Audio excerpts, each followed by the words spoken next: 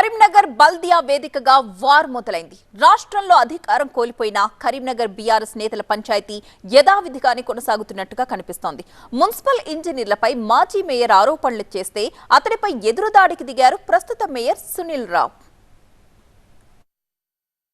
కరీంనగర్ కార్పొరేషన్లో భారీగా అవినీతి జరిగిందని మాజీ మేయర్ సర్దార్ సింగ్ ఆరోపిస్తున్నారు. స్మార్ట్ సిటీ పనుల్లో 130 కోట్ల అవినీతి జరిగిందన్నారు. భారీ మొత్తంలో పన్నుల్ని సింగిల్ టెండర్కు పిలిచారని, ఈ విషయంలో విచారణ చేపట్టి బాధ్యులైన అధికారులపై చర్యలు తీసుకోవాలని మున్సిపల్ కమిషనర్కి ఫిర్యాదు చేశారు రవీందర్ సింగ్. ఈ అవినీతి ఆరోపణల్ని ప్రస్తుత mayor Sunil Rao కొట్టిపారేశారు. Smart city పనులకు సంబంధించి ఇప్పటివరకు 934.11 కోట్ల విలువైన పనుల కోసం టెండర్లకు పిలిచామని, ఇందులో 514 కోట్ల పేమెంట్ చేశామన్నారు. ఇంకా 196 కోట్ల బిల్లులు మంజూరు చేయాల్సిందన్నారు. రవీందర్ సింగ్ హయాంలో టెండర్లకు పిలిచినా ఏడాదిగా టెండర్లు ఓపెన్ చేయలేదని దుయ్యబట్టారు. రికార్డుల్ని పరిశీలించి క్వాలిటీ కంట్రోల్ ఆమోదంతో మాత్రమే బిల్లులిస్తారని, అధికారులు నిబంధనలకు విరుద్ధంగా ఇవ్వలేదన్నారు. కరీంనగర్ కార్పొరేషన్లో అవకతవకలు జరిగింది నిరూపించుకోలేకపోతే క్షమాపణలు కోరాలని సునీల్ రావు డిమాండ్ చేశారు. సర్దార్ సింగ్ తీరుతో పార్టీకి నష్టం కలుగుతోందని మండిపడ్డారు. అయితే తాను అవినీతికి వ్యతిరేకంగా పోరాటం చేస్తున్నానని, పార్టీకి నష్టం కలిగించే విధంగా వ్యవహరించడం లేదంటూ కౌంటర్ ఇచ్చారు సర్దార్ సింగ్. ఇంజనీర్ల తప్పిదాల్ని ఎత్తి చూపుతుంటే సునీల్ రావు వ్యక్తిగతంగా ఫిర్యాదులు చేయడం ఏంటని ప్రశ్నిస్తున్నారు.